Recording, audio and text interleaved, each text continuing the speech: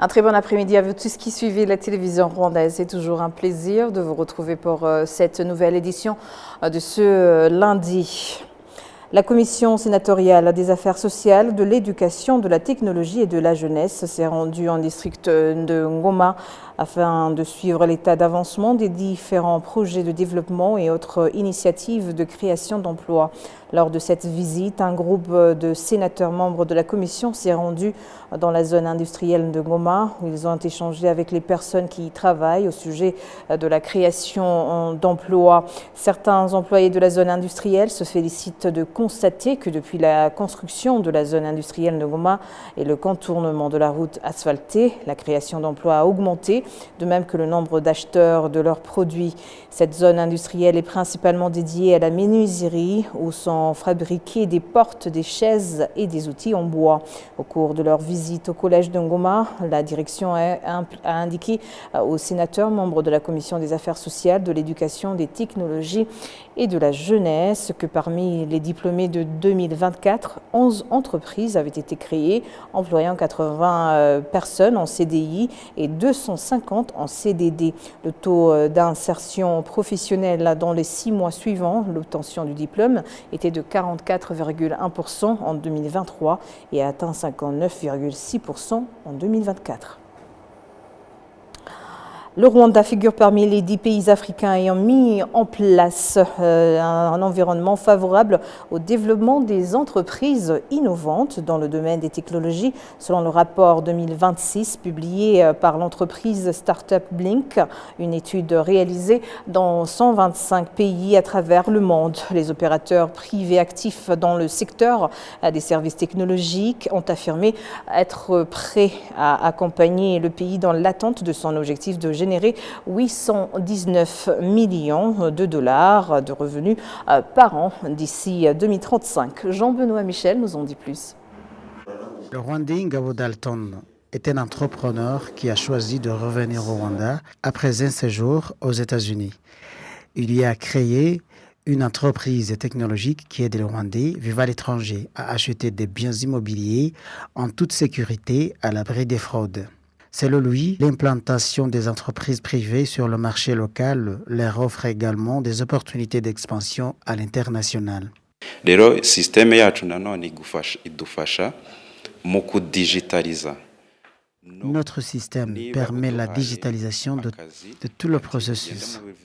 Lorsqu'un client nous confie une mission et demande une vérification, nous l'accompagnons depuis l'idée d'achat du bien jusqu'à l'obtention des documents officiels de propriété.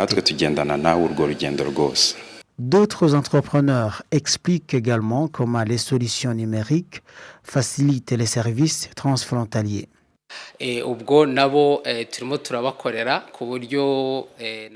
Aujourd'hui, nous travaillons pour que ces services soient accessibles jusqu'en Somalie ou Zimbabwe. Une personne peut acheter un véhicule à distance, le faire expédier et demander une exonération fiscale grâce à la technologie. L'entreprise israélienne Startup Blink, dont les sièges sont installés à Singapour et en Suisse, a récemment publié son rapport 2026 portant sur 125 pays. Celui-ci classe le Rwanda à la 8e place parmi les 10 premiers pays africains favorisant la création et la croissance des startups technologiques. Expert en technologie et investisseur dans ce secteur, Kimenyi Aimable estime que le Rwanda atteindra sans aucun doute son objectif de générer 819 millions de dollars américains par an d'ici 2035. Il y souligne toutefois la nécessité de mettre en place les stratégies solides pour permettre aux entreprises locales d'accéder aux marchés internationaux.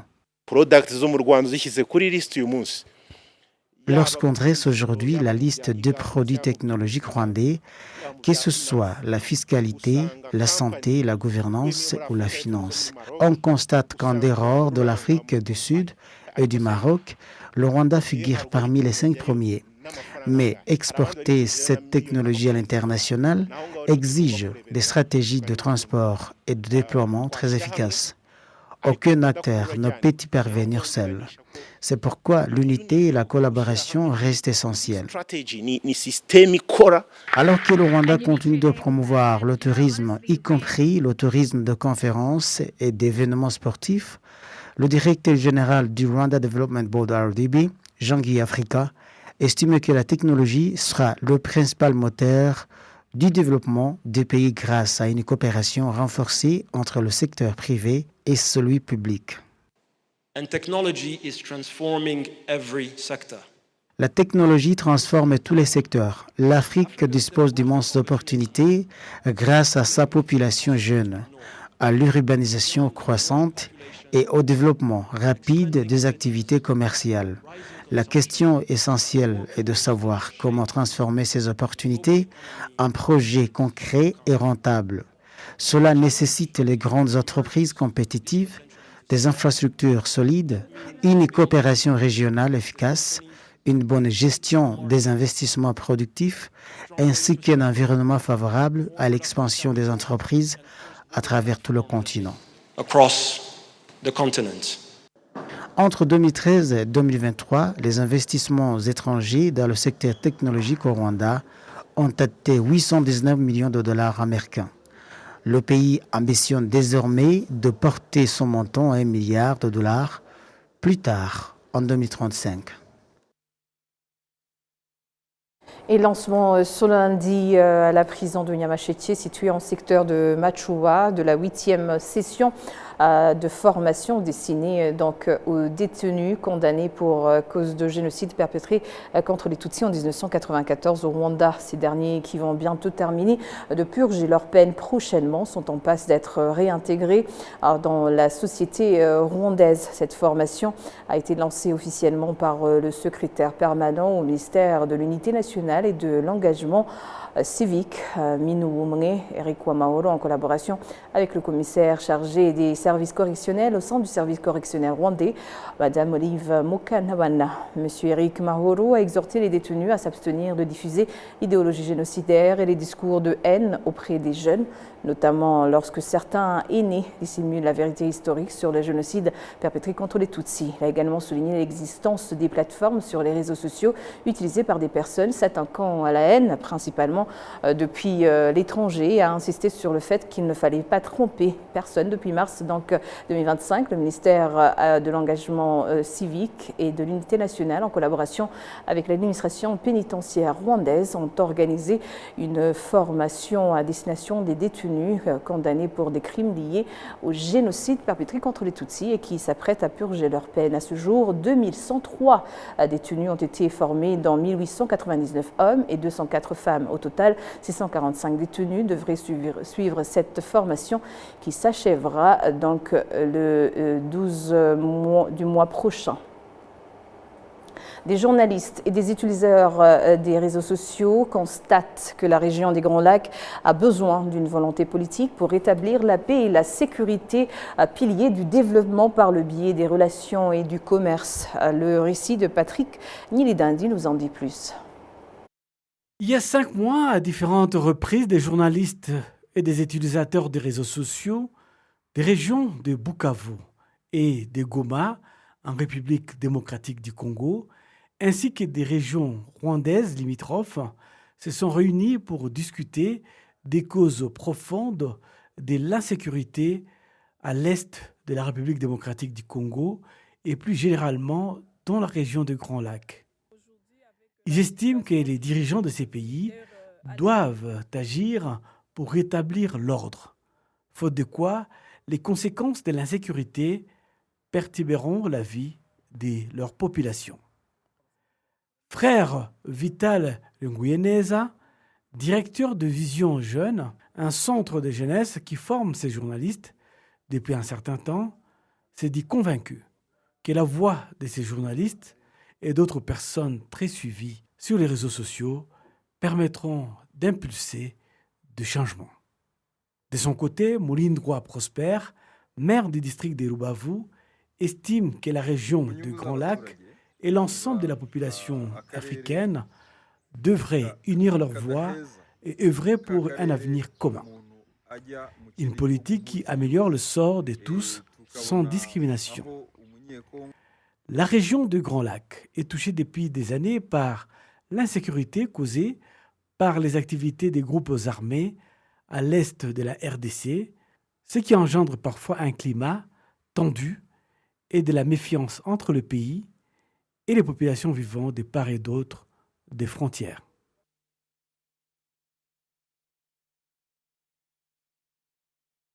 Et voilà, à présent, place à notre invité du jour. Nous recevons un témoin de l'histoire, mais aussi un homme de résilience, Pacifique Kayihura. Vous êtes un survivant du génocide perpétré contre les Tutsis au Rwanda en 1994. Vous êtes le seul rescapé de votre famille. Vous portez une mémoire intime qui rejoint celle, je dirais, collective d'un pays qui a été marqué à jamais. Plus de 30 ans après donc, les faits, vous avez choisi de donner la parole, de prendre la parole, non seulement pour raconter, mais aussi pour transmettre. Aujourd'hui, vous êtes installé à Abidjan, où vous travaillez au sein d'une institution financière internationale. Vous êtes aussi époux et père de famille. Vous êtes un homme reconstruit aujourd'hui, mais habité, je dirais, par le devoir de mémoire. Dans votre ouvrage « Foi en la vie », malgré tout, vous avez livré ici un récit à la fois sobre, je dirais, et puissant, entre survie, silence et reconstruction. Un témoignage qui interroge comment continuer, je dirais, à vivre après l'indicible et surtout, pourquoi choisir de croire encore en la vie. Pacifique Kayihura, vous êtes notre invité d'aujourd'hui. Bonjour et Bonjour. bienvenue merci d'avoir accepté notre invitation. Merci beaucoup pour l'accueil. Alors, aujourd'hui, qu'est-ce que ça signifie pour vous de porter cette mémoire au quotidien? Porter cette mémoire au quotidien est à la fois un défi pour moi et un devoir. Un devoir de mémoire parce que nous avons vécu l'innommable, comme on le dit souvent. Toute personne qui était au Rwanda en 1994, toute personne qui a vécu le génocide perpétré contre les Tutsis, c'est de quoi je parle. Donc, en tant que rescapés de ce génocide, nous portons la mémoire des nôtres et nous devons leur rester fidèles. Rester fidèles à une personne qui est partie, surtout dans un contexte comme celui du génocide, c'est aussi ne pas s'enfermer dans la douleur, c'est vivre et faire vivre cette personne et ces personnes, transmettre leur message, transmettre leur visage, transmettre les gestes qui ont marqué ces personnes. C'est de savoir que nous allons poursuivre ce que ces personnes ont commencé. Et c'est un combat aussi, parce que les tueurs ont voulu exterminer toute une population. Mais maintenant, nous devons vivre pour nous et pour eux. Justement. Oui. Alors, dans ce livre sur lequel nous allons nous baser pendant cette interview, Foi en la vie, malgré tout, vous avez même ajouté malgré tout, vous racontez des gestes d'humanité au cœur, je dirais, de l'horreur, ce que vous avez vécu. Est-ce que cela vous a permis de continuer à croire en la vie? Oui. Après le génocide perpétré contre les Tutsis, j'ai traversé des moments difficiles, comme tant d'autres rescapés. Des moments de peur, des moments de douleur, des moments de questionnement. Je me posais beaucoup de questions. Mais après, grâce à l'éducation que j'ai eue de ma mère, c'est pour cela que je parle d'elle dans ce livre, j'ai commencé à changer ma façon de penser. Au lieu de penser à la manière dont ma mère a été tuée et tous les membres de ma famille, j'ai aussi commencé à penser à la manière dont elle a vécu et ce qui l'a caractérisé quand elle était encore en vie. Et en réfléchissant ainsi, cela m'a amené vers des personnes qui ont posé des actes d'humanité pendant le génocide. Des personnes qui ont eu le courage d'aider les autres. Et je lisais des livres. Quand on parle de Primo Levi, qui était juif, il a parlé des personnes qui l'ont aidé et qui étaient des Allemands. On parlait Nelson Mandela parlait des gardiens de prison qui parfois lui montraient de petits gestes d'humanité, mais qui ont permis à Mandela de voir encore cette lumière et de croire à l'humanité. En tout cas, c'est pas facile, je dirais, de voir ce côté positif d'une humanité qui vous a déçu, je dirais. Alors, vous évoquez ici, je dirais, la vie d'après, donc faite de silence, de blessures invisibles, donc internes. Quel a été le moment le plus difficile dans ce processus de reconstruction, personnellement? Personnellement, comme je le disais, je n'avais jamais pensé, j'avais 13 ans, je le précise, que je pouvais être séparé de ma mère. Et bien sûr des membres de ma famille, mais surtout de ma mère. Donc cette séparation a été très dure et douloureuse. Parfois, la séparation peut être comme une déchirure. Donc cela a été très difficile. Et chaque fois quand je pensais à la manière dont elle a été tuée, et tous les membres de ma famille, c'était très difficile et horrible et très difficile à supporter. Mais comme je l'ai dit, après, c'est grâce à la manière dont elle a vécu sa vie et à la manière dont elle a été tuée et le pardon qu'elle a accordé aussi à ces tueurs qui m'ont permis de me relever. Mais ça vous a pris combien de temps, je dirais, pour justement voir cette autre image de l'humanité? Oui. Je cite encore Martin Gray qui parlait des pensées. Il disait que des pensées sont comme une germe. Donc, à partir du moment où j'ai commencé à réfléchir sur cette partie, ce côté positif de la vie, c'est à ce moment-là que la transformation a changé. Mais elle a été un processus qui a pris beaucoup de temps, surtout tout le cycle secondaire, si je peux dire ainsi, mais aussi la foi que j'avais en Dieu, grâce à la foi que j'ai reçue de ma famille. Et cette transformation a été à la fois le résultat de cette éducation que j'ai eue, ma façon de penser et aussi la foi que j'avais. Et cela m'a permis de me relever.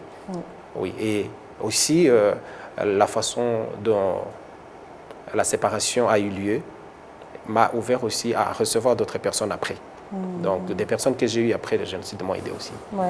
Alors, refuser la haine, après ce que vous avez vécu, est un choix fort. Oui. Est-ce un combat que je dirais que vous battez tous les jours? Oui, c'est un combat. Un combat que je mène, un combat contre le mal. Je me dis, on ne peut pas combattre le mal par le mal. Nous savons que, moi je crois qu'il y a deux camps. Il y a le camp du bien, il y a le camp du mal. Chaque personne, quelle que soit son identité, son origine, son ethnie, peut se retrouver dans l'un ou l'autre camp. Et la ligne qui sépare les deux, parfois elle est tellement fine que tu ne sais pas, tu peux te retrouver dans l'autre camp. Donc mon combat à moi, c'est de combattre le mal, parce que j'ai vu ce que le mal m'a fait. Et les armes du bien que je dois utiliser, c'est l'amour, c'est la bonté, c'est la douceur, c'est d'abord aller vers les autres, l'altruisme, au lieu d'aller vers les armes du mal que nous connaissons tous. Donc on parle des armes de destruction massive, mais il peut aussi y avoir des armes de construction massive, pourquoi pas? Oui, c'est vrai. En tout cas, c'est vraiment juste. Alors, pourquoi avoir décidé, je dirais, de témoigner aujourd'hui, à travers ce livre? Ça fait plus de 32 ans maintenant, après le génocide perpétré contre les Tutsis. Quel message aussi souhaitez-vous, je dirais, transmettre, surtout aux jeunes générations? Merci beaucoup. Je portais un message à moi. Surtout ce que j'ai vécu, et j'ai vu là où la haine peut mener. Donc je me suis dit, je dois partager ce message, ce que j'ai reçu, et après 32 ans, je peux aujourd'hui dire que c'est possible de croire encore en la vie, de vivre et d'aller vers l'avant. C'est ainsi que je me suis dit, vers la jeunesse, je me dis, choisissez le bien. Choisissez le bien, parce que le mal détruit. Choisissez d'aimer la vie, choisissez d'aller de l'avant. C'est un choix. Vivre, c'est un choix. Pardonner, c'est un choix. Et tout commence par le bas âge. Donc, j'interpelle et j'appelle à tous les parents d'accorder une éducation à leurs enfants, d'inculquer à leurs enfants des valeurs qui leur permettront de venir combattre le mal et choisir la voie du bien. D'être humain. Je crois en l'humanité. J'avais perdu l'espoir en l'humanité, mais cet espoir est revenu. Aujourd'hui, je peux dire que je crois à la bonté humaine. À la bonté humaine. Malgré tout. Malgré tout. Alors, après tout ce que vous avez traversé, on ne peut pas tout le dire dans cette interview. Bien sûr. Qu'est-ce qui vous donne encore foi en la vie aujourd'hui? Qu'est-ce qui vous fait vous lever chaque matin et vous dire « oui, je crois toujours en l'humanité » Oui. Lorsque je vois ce que nous avons accompli, je prends l'exemple de ce pays, l'exemple du Rwanda, le chemin parcouru après 32 ans. C'est ce chemin, c'est les résultats que le pays a obtenus qui a permis à certains d'entre nous d'avoir ce courage de vivre. Et lorsque nous avons ouvert, nous avons vu cette voie qui nous a été ouverte, lorsque nous avons, parfois, nous savons que, je le dis aussi dans le livre, qu'il y a la lumière, le soleil qui brille, mais on ne le sait pas. Mais quand on fait le geste d'ouvrir les fenêtres, on voit cette lumière. J'ai fait ce pas. Et maintenant, aujourd'hui, ce qui me tient à cœur, c'est de voir ce message passer. De transmettre les valeurs que j'ai reçues de ma mère à mes enfants. Et lorsque je les vois aujourd'hui, je peux voir le visage de mes parents. Savoir aussi, maintenant, j'ai des enfants qui portent le même ADN que mes parents. Donc, cela me permet d'aller de l'avant avec l'espoir. Parce que je vois que la vie, maintenant, est possible. En tout cas, c'est vraiment instructif. Et Merci donc, beaucoup. avant de terminer cette interview, ce livre a été aussi dédié à l'éducation. Est-ce que ce sera, je dirais, dans le système éducatif rwandais ou bien c'est en processus? Oui. Lorsque j'ai demandé à certaines personnes de faire une relecture de ce livre, après il a été adopté pour être utilisé comme un outil d'éducation. Donc un dossier pédagogique a été constitué en Europe, en Belgique. Cela est déjà en cours, donc pas au Rwanda, mais il y a une possibilité aussi pour la constitution des dossiers pédagogiques dans des écoles catholiques en Afrique. Mais au Rwanda, je ne sais pas encore où ça va, mais je l'espère bien. En tout cas, on l'espère. Parce que ce livre est vraiment important de savoir l'histoire, mais aussi d'avoir cette espérance en la vie, comme vous l'avez cité tout à l'heure. Merci en tout cas, Pacifique, de nous avoir partagé ce livre. Et j'espère pour ceux qui nous suivent, qui vont lire et savoir ce que vous dites dans ce livre. C'est Foi en la vie, malgré tout. Un livre qui sera peut-être aussi prochainement traduit en anglais, pour ceux qui ne comprennent pas la traduction le déjà français. en cours. Merci d'avoir accepté notre invitation. Merci beaucoup, Michel.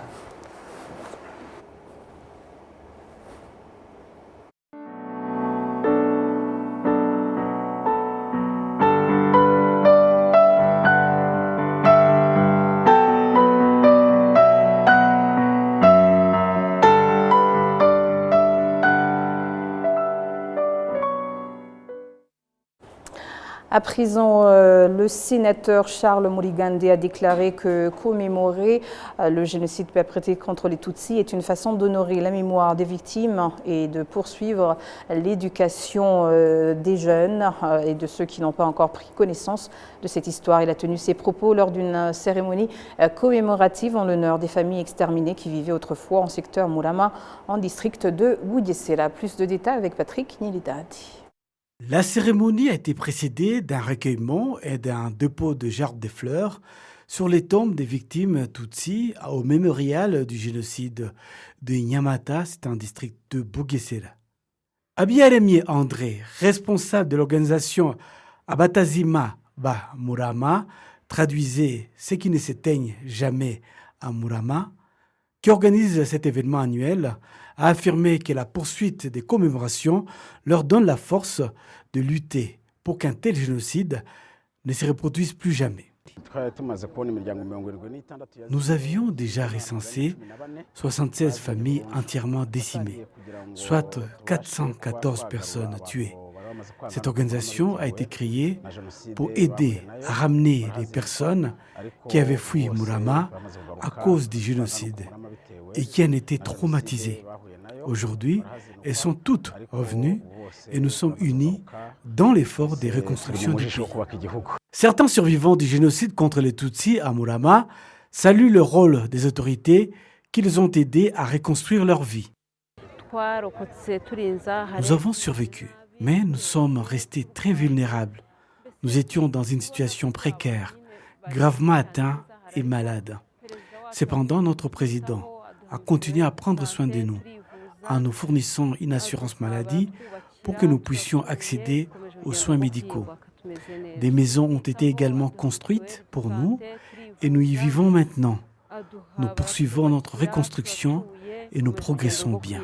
Le sénateur Charles Murigande a souligné que les commémorations permettent d'honorer les victimes du génocide perpétré contre les Tutsis et de perpétuer leur mémoire.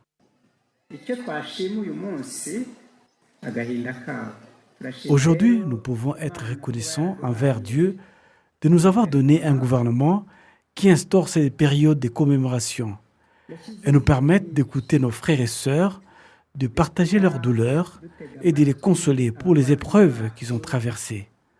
Ainsi, nous partageons leurs souffrances, car, comme le disaient souvent les sages, exprimer et partager sa douleur avec ceux qui sont prêts à écouter et à compatir la rend plus supportable. À l'occasion de cet événement, l'entreprise Western Seed a également fait don de 10 vaches à des survivants du génocide perpétré contre les Tutsis afin de les aider à reconstruire leur vie. Ces images que nous clôturons cette grande édition. Au nom de toute l'équipe qui a contribué à sa réalisation, je vous remercie. Bonne poursuite des programmes de la télévision rwandaise.